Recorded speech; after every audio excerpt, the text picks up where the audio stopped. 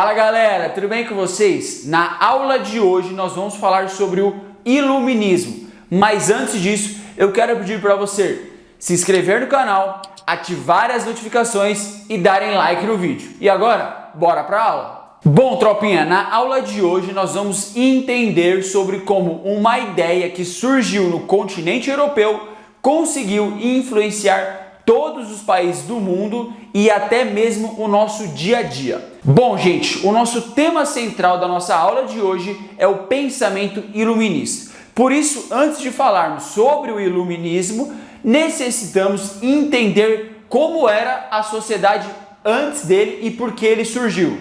No século XVIII, a sociedade europeia era profundamente desigual e dividida em classes. O clero e a nobreza formavam os grupos dominantes. Os donos das maiores propriedades de terra eram isentos de pagar impostos. O restante da população era formado basicamente por camponeses, trabalhadores urbanos e burgueses. Como eu disse, a sociedade era extremamente desigual. E esses grupos que eu acabei de falar não tinham nenhum tipo de acesso aos postos de comando e pagavam altos impostos. Bom, eu estou falando aqui de várias classes sociais, mas eu tenho uma pergunta, professor. Como que se define quem é de cada classe? Bom, o que define isso é o nascimento de cada indivíduo e isso também vai determinar mais que a sua própria renda e até mesmo a sua posição na sociedade. Uma pessoa que não fosse nobre até poderia enriquecer, mas dificilmente ela teria acesso aos privilégios dos grupos dominantes. Por isso, os grupos que formavam a sociedade recebem o nome de estamentos, classes, e a sociedade europeia do antigo regime foi chamada de estamental, uma sociedade dividida por camadas. O iluminismo foi um movimento de reação que surgiu no interior do antigo regime. Os membros que construíram essa ideia eram principalmente intelectuais de diversas áreas do conhecimento. A principal crítica deles, muita atenção, era a influência da igreja na política, na cultura da época, os privilégios da nobreza, a servidão no campo, os monopólios comerciais, as corporações do Estado e a censura. Mas, prof, quais eram as principais ideias dos pensadores iluministas? Anotem aí que isso é extremamente importante. Igualdade de natureza, ou seja, ninguém deveria ter privilégios em razão da sua origem familiar ou social. Para eles, a riqueza consistia na capacidade de trabalhar, aperfeiçoar a produção e gerar mais lucros. Os pensadores iluministas começaram a fazer barulho e incomodar o antigo regime quando, no século XVIII, o iluminismo atingiu seu auge. Influenciaram a política, a arte, a economia, a educação e a cultura, beleza, gente? Ou seja, galera, o iluminismo ele chegou para abalar as estruturas do antigo regime. Ótimo tudo isso, né? Vamos falar agora de quem realmente criou essa teoria. Tirou essa teoria aqui da caixola para mudar a forma como a gente vive hoje. O primeiro deles é com certeza o mais importante, gente. É o tal do John Locke, guardem esse nominho.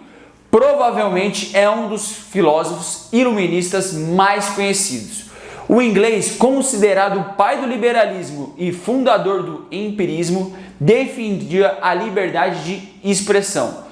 Locke tinha algumas ideias mais polêmicas e que causaram grandes conflitos na época. Ele contrariava os dogmas do catolicismo e o filósofo não acreditava que Deus tinha o controle sobre os destinos dos homens. Beleza? O segundo deles é o tal do Voltaire. Voltaire foi um filósofo francês muito importante e suas ideias foram essenciais não só para o movimento iluminista, mas também para a famosa Revolução Francesa. Voltaire escreveu mais de 70 obras entre livros, romances, poemas e também peças de teatro. Entre as diversas temáticas que o Voltaire escrevia, estava a crítica à Igreja Católica, o que resultou inclusive na sua prisão. o liberalismo e a crítica ao absolutismo, beleza, gente? O próximo que eu vou falar aqui para vocês é o tal do brabo do Jean-Jacques Rousseau, certo? Esse também foi muito importante, um filósofo suíço e muito à frente do seu tempo. Naquele período, o Rousseau já defendia a democracia direta e a soberania popular. Nesses sistemas, os indivíduos deveriam ter participação ativa nas decisões políticas. O filósofo também publicou muitas obras, sendo a principal delas o Contrato Social em 1762. Então, ó, galera, essas ideias que eu acabei de falar para você, como a democracia direta e o poder popular, se assemelha mais ou menos o que a gente tem hoje. Hoje a gente vive, por exemplo, numa democracia. E esse tal de Rousseau, um filósofo suíço, pensou isso lá no final do século XVIII, ou seja, ele está bem à frente do seu tempo. Beleza? O próximo é o Montesquieu. Montesquieu foi um filósofo francês que atuou principalmente na área da política e da psicologia. Ele foi responsável por construir a teoria de separação dos poderes, o legislativo, executivo e judiciário, que é utilizado atualmente aqui no Brasil. Assim como os demais filósofos, também tinha um posicionamento contrário à monarquia e, para evitar esse domínio absoluto por parte dos monarcas, era melhor para ele, dividir o governo em 3 âmbitos, certo?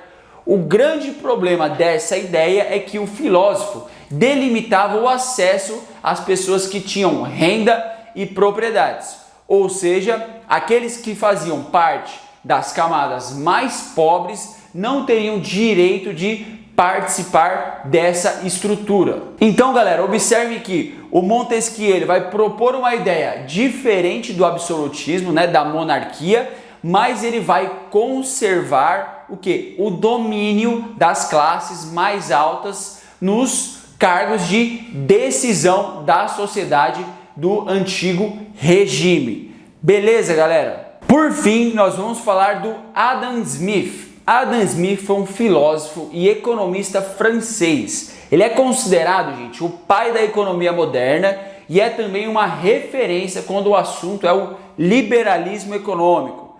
Foi Smith que instituiu os conceitos de autointeresse e o da mão invisível do mercado. Durante a ascensão do capitalismo, suas ideias foram extremamente aceitas. O economista ele era contrário à intervenção do Estado na economia e a favor do livre mercado. Segundo ele, essa mão invisível seria responsável por balancear a economia. Dito tudo isso, meus mamíferos, vamos especificar como o iluminismo influenciou em áreas específicas da sociedade. Muita atenção, gente. Nós vamos começar falando da educação. Em relação à educação, gente, os iluministas combatiam o ensino privado e o ensino religioso. Em geral, os pensadores defendiam que a educação fosse obrigatória e comandada pelo Estado, gratuita e também para atender a todos, lógico. Eles diziam que a educação deveria ser laica. Sendo assim, a educação não era determinada pelos princípios da religião, e sim a partir do estudo das ciências. Dessa forma, a escola deveria preparar os alunos para o trabalho. No Brasil, esse modelo liberal de educação foi progressivamente reafirmado pelas nossas legislações republicanas a partir do século XX, que estabeleceu esse caráter laico e universal do ensino. Então, galera, lembra lá o que eu falei para vocês no começo da aula? As ideias iluministas estão presentes até aqui no nosso vídeo, certo? Então, a gente aqui estuda com base na ciência, no estudo. E isso surgiu lá no século XVIII com esses pensadores iluministas. Certinho? Por fim, gente, nós vamos falar do campo econômico e como o iluminismo influenciou. Bom, na economia destacou-se o pensador Adam Smith, que eu acabei de falar para vocês, é o mesmo. Basicamente, gente, o tal do liberalismo econômico defende o fim da intervenção do Estado na economia. Dessa forma, o mercado seria orientado pela lei da oferta e da procura. Beleza, professor, lei da oferta e da procura. O que é isso? Dá para especificar? Fica tranquilo. Ó, existe o comércio, certo? No comércio são vendidas as mercadorias. A lei da oferta e da procura se aplica às mercadorias. Oferta é a quantidade do produto disponível no mercado, enquanto a procura é o interesse existente em relação a essa mercadoria. A oferta vai depender do preço, da quantidade, da tecnologia utilizada na fabricação dessa mercadoria e, lógico, entre outras coisas relacionadas aos produtos e aos serviços. O que determina a procura é a preferência do consumidor final, ou seja, a gente. A compatibilidade entre o preço e a qualidade de facilidade de compra desse produto. Para fechar, galera, nós vamos falar do tal do despotismo esclarecido. Então, muita atenção que a gente já está chegando no final da nossa aula e essa parte é também extremamente importante, gente. Ó, essa expressão despotismo esclarecido foi criada pelo historiador William Roscher em 1847. Portanto, não foi no mesmo momento da tal política, certo? O historiador, com este termo, ele queria explicar uma série de governos que adotaram vários princípios iluministas, como o racionalismo, o filantropismo e o progresso, certo?